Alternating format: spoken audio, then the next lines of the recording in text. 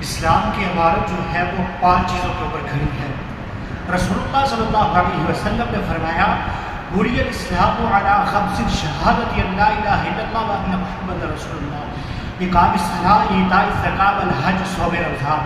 یہ 5 ارکان ہیں اسلام کے۔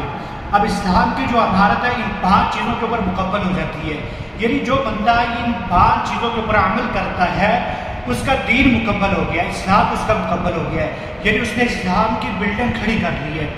اب جو باقی چیزیں ہیں نفلی روزے، نفلی عبادات اور صدقہ و خیرات اور دوسری اس طرح کی چیزیں، یہ آپ کے اسلام کو اور زیادہ مزین کرتی ہے۔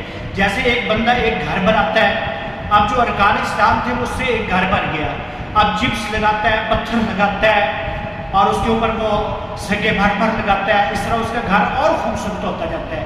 اسی طرح جو بندہ اپنے اخلاق کو اچھا کرتا ہے، اپنے کردار کو اچھا کرتا ہے، صدقہ و خیرات کرتا ہے، نفل و نوافل پڑھتا ہے، تو اس کا دین اور زیادہ خوبصورت ہوتا جاتا ہے۔